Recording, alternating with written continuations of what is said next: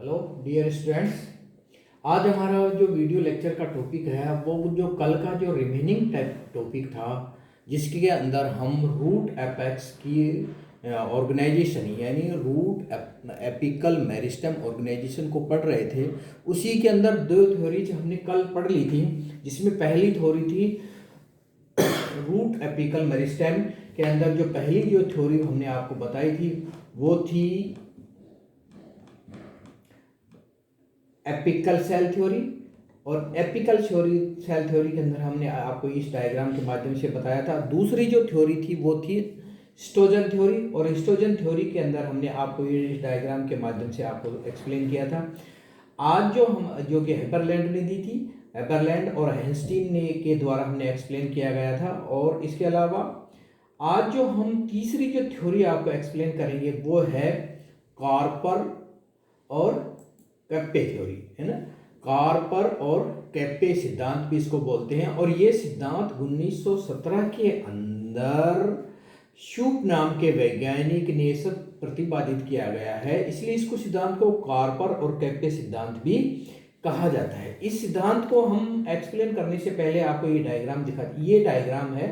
इस डायग्राम के अंदर देखिए ये संरचना है, और इस संरचना के अंदर पादप के अंदर जो रूट एपेक्स मेरिस्टेम है, उस रूट एपेक्स मेरिस्टेम के अंदर दो तरह की कोशिकाएं होती हैं, एक कार्पर तरह की कोशिका और दूसरी कैप्पे प्रकार की कोशिका। यानी कि पादप का रूट एपेक्स मेरिस्टेम है वो दो प्रकार की कोशिकाओं, जैसे तने के अंदर हमने ट्यूनिक कार्पस पढ़ा था, उसी तरह से यहाँ पर भी रूट एपेक्स कार्पर और कैप्पे नाम की दो मेरिस्टेमेटिक सेल से बना हुआ, दो प्रकार के मेरिस्टेमेटिक सेल से बना हुआ होता है। आइए देखते हैं क्या है।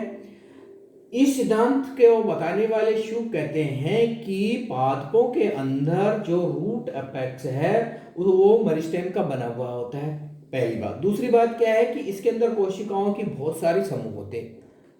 तीसरी बात, ये जो कोशिकाओं के समूह हैं ये दो समूह पाए जाते हैं। एक समूह का नाम है कार्पर समूह, दूसरे समूह का नाम है कैप्पे समूह। कार्पर समूह के अंदर क्या होता है, इस समय इन दोनों ही समूह की कोशिकाएं मेरिस्टेमेटिक होती हैं। मेरिस्टेमेटिक का मतलब है कि दोनों ही कोशिकाओं में विभाजन लगातार होते रहते हैं। तो लेकिन विभाजन की जो प्रोसेस है, प्रक्रिया है, वो दोनों समूह में अलग अलग है, और इसीलिए ये दोनों समूह की कोशिकाएं आगे चलकर रूट के समस्त टिश्यू का निर्माण करती है। देखते हैं कार्पर समूह क्या होता है। कार्पर समूह की कोशिकाएं विविध ज्योत की होती है, ये पहले बताया जा सकता है। कैप्पे समूह की कोशिकाएं ये भी विविध ज्योत की होती है, ये सिंगल नहीं होकर बहुत सारी कोशिकाओं का समूह होता है। कार्पर समूह में ये देखा गया है कि इसके अंदर कोशिकाओं की जो लेयर्स होती हैं वो कम होती है, एक ही लेयर या कभी कभी एक से अधिक लेयर भी होती हैं।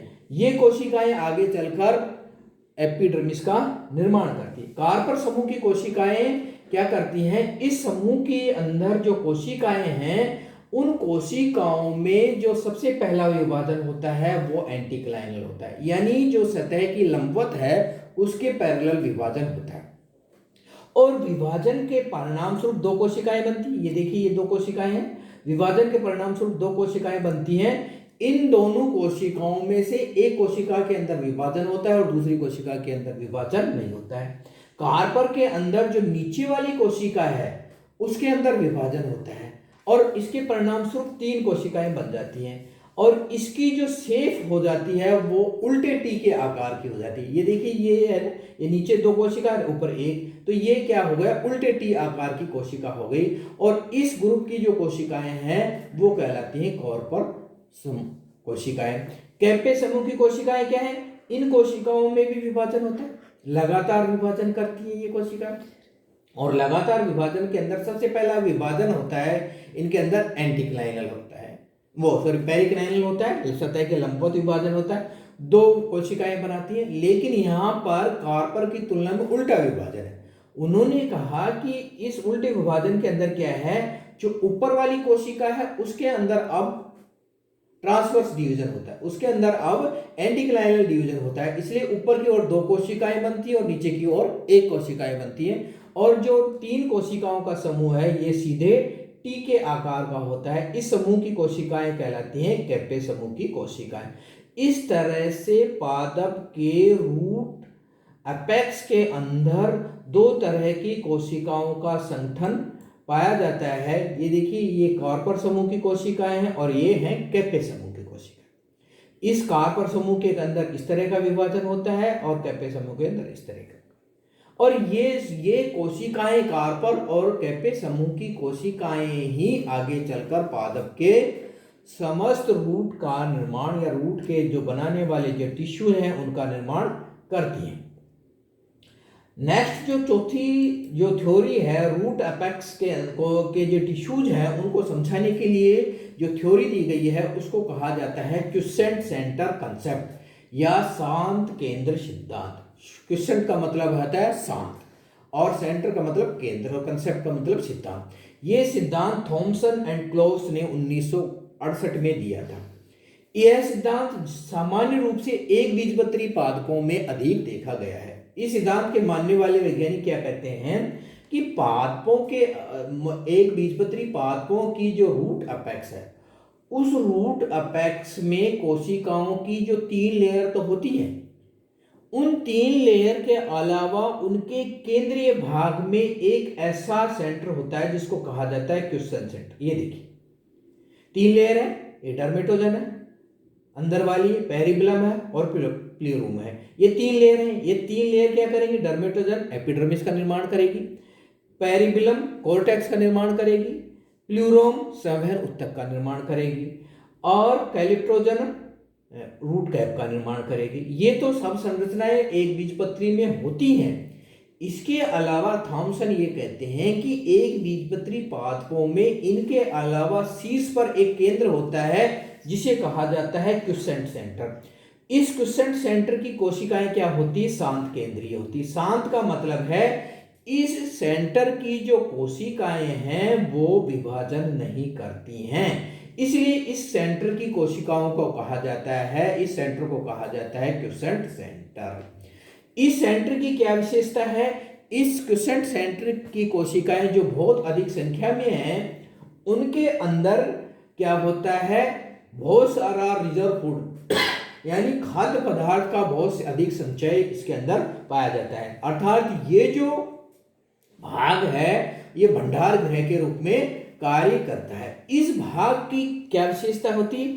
इस भाग की कोशिकाएं विभाजन नहीं करती यानी वो निष्क्रिय होती हैं, लेकिन इस भाग की कोशिकाओं भंडार गृह का काम करती है। दूसरी बात, इसके अंदर डीएनए, आरएनए और प्रोटीन कम मात्रा में पाए जाते हैं। खाद्य पदार्थ यानी कार्बोहाइड्रेट अधिक मात्रा में पाए जाते हैं। अंतःप्राद्य जालिका यानी एंडोप्लाज्मिक रेटिकुलम, माइटोकॉन्ड्रिया इत्यादि की संख्या भी कम होती है। केंद्रक में केंद्रिका भी छोटे आकार की और केंद्रक भी छोटे आकार का होता है, परंतु यह केंद्रक स्टोरेज के साथ साथ एक और कार्य करता है। इस केंद्रक के अंदर हार्मोन्स, पादप के हार्मोन्स का संश्लेषण होता है और ये पादप के हार्मोन्स जो इस क्विसेंट सेंटर के अंदर बनते हैं या संश्लेषित होते हैं जो आगे चलकर मूल की वृद्धि को नियंत्रित करते हैं। अर्थात कहने का मतलब है ये क्विसेंट सेंटर टिश्यूज तो नहीं बनाता लेकिन मूल की वृद्धि को नियंत्रित करने का कार्य करता है। इस तरह से यह, इसके अलावा ये दूसरा काम क्या करता है कि कभी कभी जब रूट एपेक्स नष्ट हो जाता है, एपिकल मेरिस्टेम नष्ट हो जाता है, तो उस समय ये फूड सप्लाई करके नया मेरिस्टेम बनाता है और पादप की रूट की वृद्धि को निरंतर गति से चालू रखता है। तो इस तरह प्रकार से रूट एपेक्स मेरिस्टेम को एक्सप्लेन करने के लिए अभी तक वनस्पति शास्त्रियों ने 4 सिद्धांत दिए हैं। इसमें पहला है रूट एपिकल मेरिस्टेम, दूसरा है हिस्टोजन थ्योरी, तीसरा है कार्पर कैप्टे थ्योरी और चौथा है क्विसेंट सेंटर कंसेप्ट। तो ये जो टॉपिक रिमेनिंग कल था उसका ये आगे वाला कंटिन्यूएशन में है। तो ये आपका रूट एपिकल मेरिस्टेम ऑर्गेनाइजेशन है, ये पार्ट आपका कंप्लीट हो गया। Thank you.